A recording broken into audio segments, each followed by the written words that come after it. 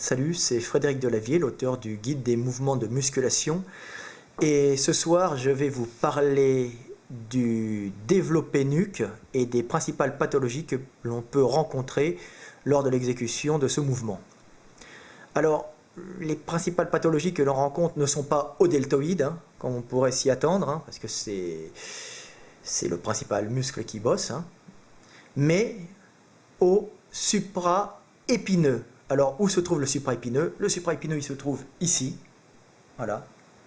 Il se trouve dans la... Je vais vous montrer un omoplate. Voilà, vous avez un omoplate. Voyez. Et alors, quand on retourne l'omoplate, on voit qu'il y a une fosse assez importante.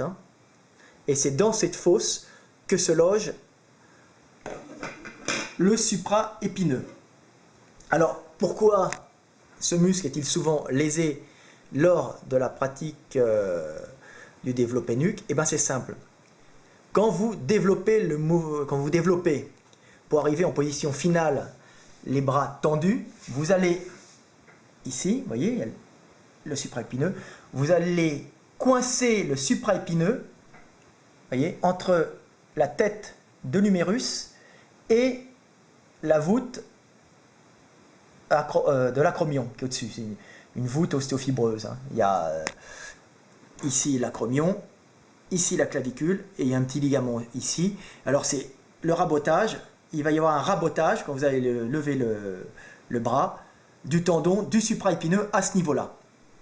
Alors ça va créer des inflammations douloureuses, alors beaucoup de gens se plaignent. Ces inflammations vont entraîner des calcifications à la face interne de l'acromion, voyez. Ces calcifications vont réduire encore plus l'espace qui se trouve ici. Donc plus l'athlète va avoir une inflammation, plus il va avoir de calcification, moins il y aura d'espace. Quand il lèvera le bras, à ce moment-là, il va souffrir de plus en plus, il va raboter de plus en plus le supraépineux. Et qu'est-ce qui va se passer à un moment? Quand il va descendre le bras au développé nuque, il va mettre en plus le supraépineux en tension excessive, et là, comme il est déjà raboté, irrité, poum, il va lâcher. Et il va se retrouver avec le supraépineux qui aura lâché ici, et qui va se rétracter ici, ou un peu plus loin. Et en général, il reste un petit peu accroché sur la capsule articulaire. Mais bon, il perd en grande partie sa fonction, qui est la même que celle du deltoïde.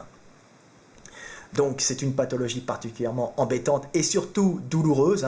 On peut vivre sans supraépineux. Le problème, c'est que l'élévation latérale avec l'inflammation qui est générée avant est très douloureuse. Alors, comment éviter cet accident? Alors c'est simple. Ne faites pas de développé nuque quand vous n'avez pas la bonne morphologie. Alors vous allez me dire quelle est la morphologie qu'il faut avoir pour faire développer nuque. Alors c'est simple, voilà, je vais vous montrer ça. Là j'ai fait deux petits schémas. Alors pour bien réaliser le développé nuque, il faut avoir des clavicules larges et des bras courts. Vous voyez? Bon, après on trouve des intermédiaires. Si vous avez des clavicules, regardez, étroites,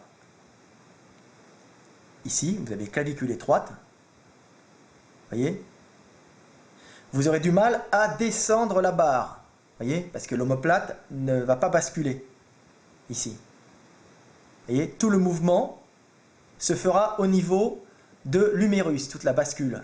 Et donc vous allez mettre en tension excessive le supraépineux. Comme l'omoplate ne bascule pas, c'est le supraépineux qui va être étiré parce que c'est le bras uniquement qui bascule.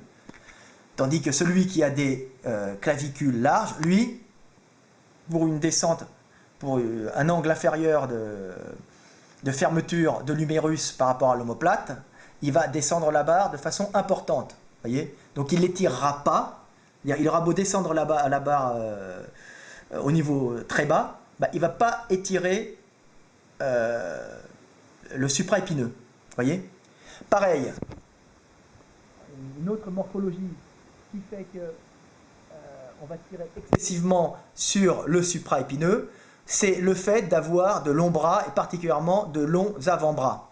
Vous voyez, là vous avez un gars avec des bras courts. Vous voyez, quand il descend la barre au niveau de la nuque, bah, qu'est-ce qui se passe? Vous voyez, bah, le bras en vérité n'est pas tellement descendu. Vous voyez, et il a beau descendre la barre au niveau de la nuque et il ne met pas tellement en tension le deltoïde et le supraépineux. Alors que quand vous avez des grands bras, et ben vous allez descendre excessivement le coude pour porter la barre au niveau de la nuque. Et vous allez ici mettre une tension excessive sur le supraépineux et sur le deltoïde. Mais le deltoïde ne casse jamais. C'est un muscle très puissant et très puissamment inséré. Voilà. Donc, vous voyez, si vous n'avez pas la bonne morphologie, ne faites pas ce mouvement ou vous pouvez éventuellement le faire, mais à ce moment-là, ne faites pas comme le copain qui est large d'épaule avec des bras courts. Bah, faites-le votre manière, vous le descendez à ce niveau-là, au niveau du dessus du crâne. Et même en le descendant au-dessus du crâne, votre deltoïde sera suffisamment étiré. Comprenez? Voilà.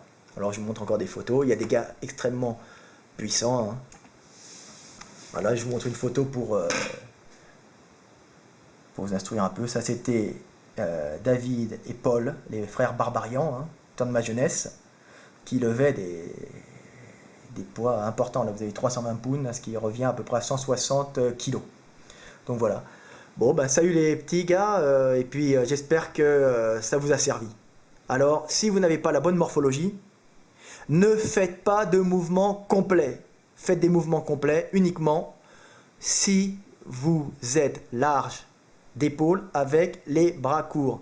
Mais dans tous les cas, si vous n'avez pas la bonne morphologie, ne faites pas de développé nuque. Faites du développé devant, faites du développé avec halter et ne vous amusez pas à descendre la barre trop bas. Voilà, c'était Fred Delavier. Allez, à bientôt.